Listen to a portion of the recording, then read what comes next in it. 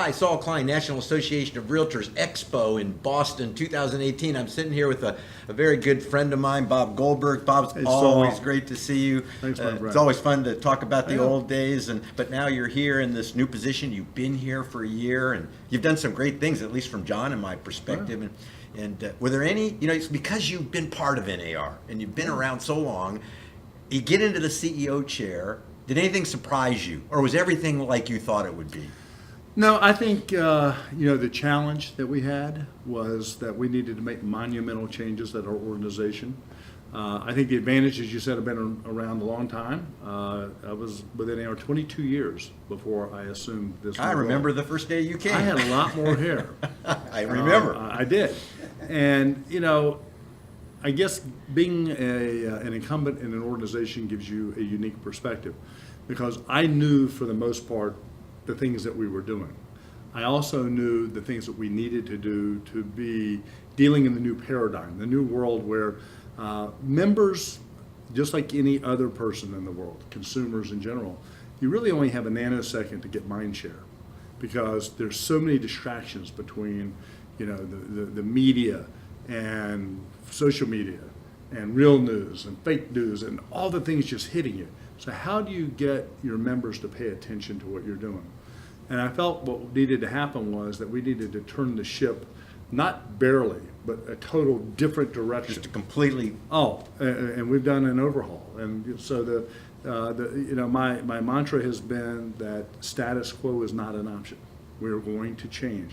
We have made monumental changes in 1 year with an overhaul of most of our senior management team, elimination of positions that I felt were part of yesteryear that weren't serving our members the best way, and really doubling down on those areas that touch and engage our members and making that an important faction of everything that we do. So no surprises other than I wish there were more hours in a day, because we're moving at lightning pace, and we're seeing the benefits of that. Our members are saying to us, Bob, this is a different NAR.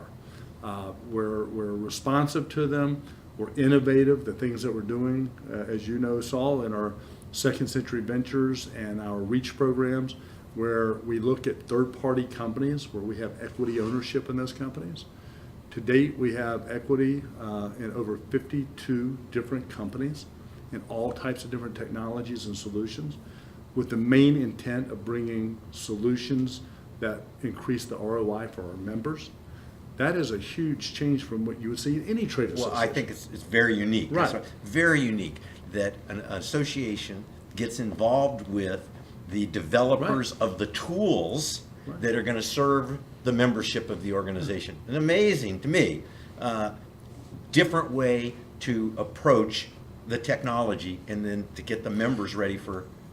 And I'll put it this way, my other mantra I've been saying is NIH, not invented here.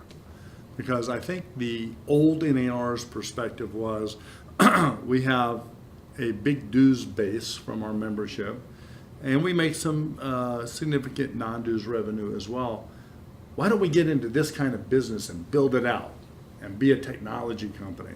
That's not the lane we should be playing in. Right. We have a $5 billion brand. That Realtor brand means something. It also attracts players that want to work with us. Sure. So why not leverage and utilize the expertise of those technology companies that do these things for a living? They may be startup companies, they be mid-level companies that have already gotten some traction, and they may be mega giant Fortune 1000 type companies that are in technology that can bring solutions to our members. Leverage who we are and what we do best, that we have a channel to our membership. We have the ability to leverage, like I said, that brand that everyone knows who that is. Yep. And let those other companies come to the table and put more risk on them with their technology versus NAR trying to be in the business itself.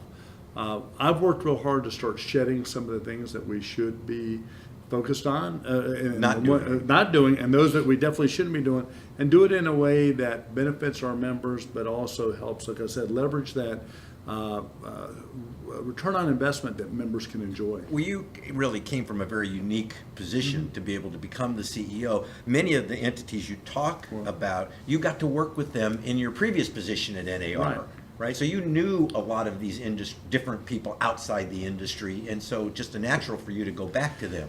Yeah, it's interesting you said that, because I came from an area where I was responsible for developing all of our business development and strategic partnerships. And that to me was the winning formula, because we were building a cadre of all these players with their expertise. And we said, how do we do it in the technology area? But we also do it in our Realtor benefits program, where you have Fortune 500 companies, Chrysler and FedEx, Dell Computer, that provide benefits already. These are people that want to come in and have an opportunity to sell to our membership. So the idea came to us as well, 10 years ago when we started Second Century Ventures. Take the same idea. These companies want to work with us, but it's part of the philosophy that I believe we have to survive as an industry, and that is to open that tent up and invite in people that have been traditionally viewed as disruptors, and have them come and talk to us, have a seat at the table.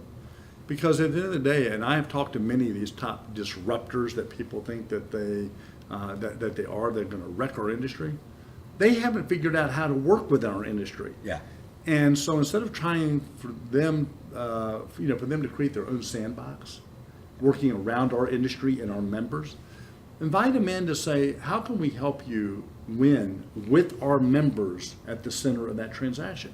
Because I think they're all looking for, if we can do it with your industry, that's a good thing, as opposed to them being on the outside and we won't let them in. They'll create their sandbox. Absolutely. And consumers, which is really the ones who are going to decide who the winners are, if those companies feel like, hey, they can work within our industry to make it stronger and better, I think you're going to find that we'll continue down this path of success that we're starting to enjoy now. Well, I think you're absolutely on the right path. What you're doing is creating a formula for their success inside the industry. Yeah. And who wouldn't be interested in that? And I always say this, if it's not us, who? I mean, people have said, well, why should NAR be doing this? Because we are the industry. NAR is not just us as an entity. I think that's the biggest misnomer. People say, wow, you're the National Association of Realtors, so what is NAR doing? The association is all of us in this industry. 1.3 plus million members, the businesses that they're part of, the brokers that they're part of, the franchises are part of us, the vendors and the solution providers in the industry. We're all part of this association that serve our real estate vertical in consumers. Well, we see it all the time in social media when we hear people talking about, and we've seen this for years, they talk about NAR. Like NAR is something out there that nobody can put their hands on. The fact is, NAR is all of us. That you and I know that the people that make the rules, these are all volunteers. These are successful realtors. These are not staff people that were brought in from outside the industry. All of these people are practicing realtors for the most part. And as you said that, what is this entity? And the reality of it is that that's where I've always been talking about with my effort to break down the ivory tower, that facade where people think we're an untouchable, removed from our members. We are our members. Exactly. And so the difference is, in order to change that paradigm, you've got to be out with your members, you've got to engage with your members. Our leadership is out there every single day. So I'm active as hell on the media. Well, here's what people don't know. So you talk about engagement, and John and I, we're really big into engagement, and you have been playing with us in the social media realm since 1995. So there's nobody that knows like we know how active you are in reaching out and engaging. So I say, yeah, absolutely. I have tens of thousands of members. That's no exaggeration of those folks that have come to me in email, text, phone calls, Facebook messages, LinkedIn messages. You're there in all those. And I'm in all of it. And what really has floored people, and I don't want them to ever feel like Big Brother's watching, I also monitor social media. And when I see something that deserves a comment or needs a comment from NAR or from me as the CEO or from Bob Goldberg as a person that's been in the industry for 30 years, I'll actually respond to something, and it wasn't even directed at me. And then you'll get some people going, "Are you the Bob Goldberg, CEO of NAR?" Yeah. Thank you for engaging. Yeah, and I'll get in absolutely. conversation. I don't think we should be scared of that. I want all of our employees to engage with our members. You know, engagement means you got to be present and play, as opposed to allowing people to talk about what's going on. And if we're going to be a responsive and engaging association, we've got to be there with them and listen, not tell them. I think that's the other thing that's the misnomer. Everybody says, NAR should tell us this, this, and this. No, I think NAR should listen, listen, listen. Then we can all respond collectively as to what the best decision is. Yeah, yeah.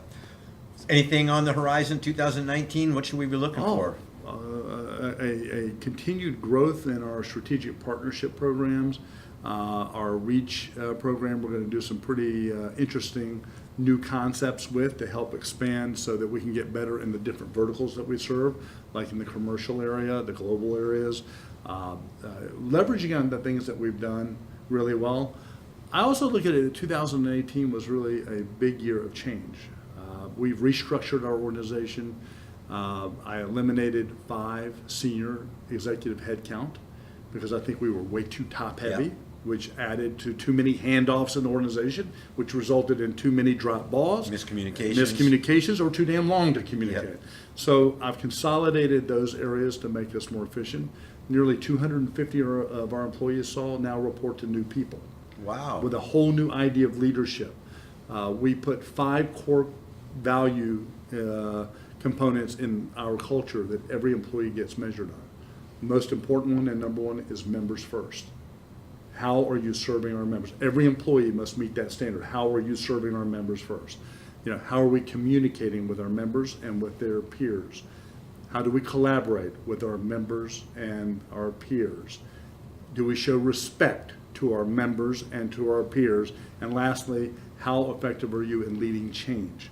Those 5 core values, which are displayed in our building, which are the mantra that we live by, every employee must meet those standards and be exceptional at those, or they won't be an employee of the And that's next great. I association. think that's the kind of thing that we should get out to the world. Yeah. Because that's something that a lot of realtors don't know. Right. Right? They don't know the quality of the people serving them. They don't know the loyalty of the people that are serving. They don't know the mission and the vision oftentimes.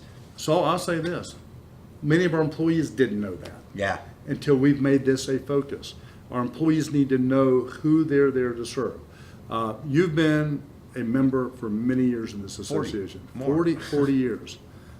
Many of our employees are not members, but our job is to be stewards for your association. And those are not words. We need to run your association and all of our members collectively to make sure that our members are successful. It's not my association. It's not the staff's association. It is the members' association. That's that reversal that I've said, that paradigm shift, where our employees need to know front and center who they're serving, why they're serving, and knowing that everything we do every day has to support you in your transactions to be successful.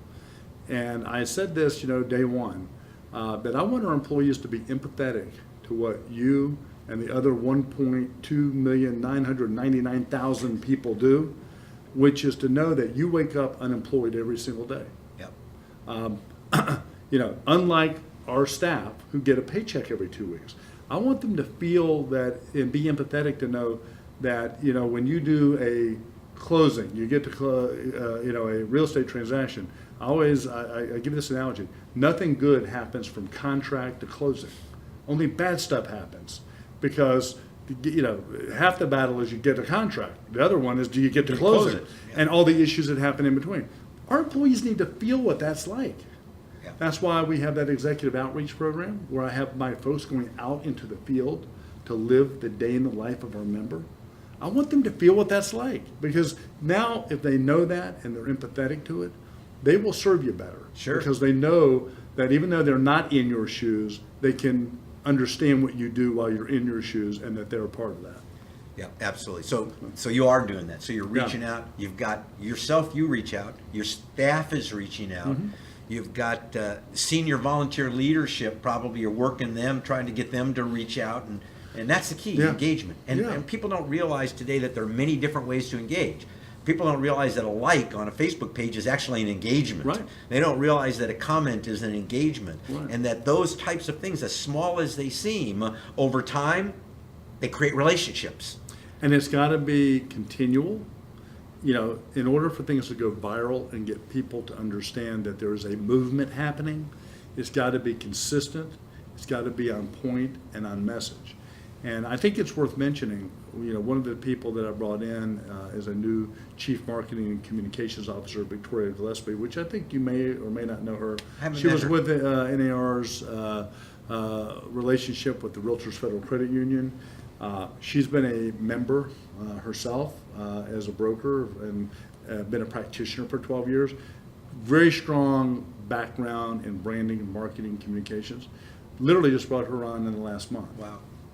Her job is to take a holistic approach to those communications and engagement, which is, it's not just put an article in a magazine. It's not about just doing an interview. It's not about posting on social media. It's having a strategy of key messages that we need to put through every place. Yep. Consistently, continually, reinforcing it. Because members, as I talked about early on, have so many other areas that distract them to start with. That's how life is today. So that we need to make sure that we're communicating with our members where they communicate, where they get their information. The old way of NAR, and this is the thing that I will tell you, it's like a lot of organizations. We would throw the ball up and hope that something would stick to 1.3 million members. Like, here's our message, throw it up. Yeah. Who's going to get this one? We've got to understand that we've got to segment those members. We've got to become a much more sophisticated organization, which we're now doing, where we can better segment our membership and talk to these members this way, because this is what their interest level is, and those members need to be talked to this way because their interests are over here. Same core messages that are in underlying other approaches, but I think that's how you connect with people, as opposed to saying we put this announcement out and everybody's going to understand what it is. That's just not how the world works in communication today. Yeah. That's the big change we're doing. Yeah, so you can actually target the different member interests or Absolutely. member specialties, and you can communicate because you're just full of communication and knowledge and information. NAR is. So Absolutely. you can communicate the right messages to the right people. You can do it frequently. They'll start to anticipate it. You're going to make it relevant to them, and Absolutely. you'll probably even personalize it, and so they'll pay more attention to it. You got it. That's it. That's I'm the ready. program. Bob Goldberg, great to see you, Hey, man. Saul, Good to talk to you. always my friend. Thank you. Thank you very much. Thanks.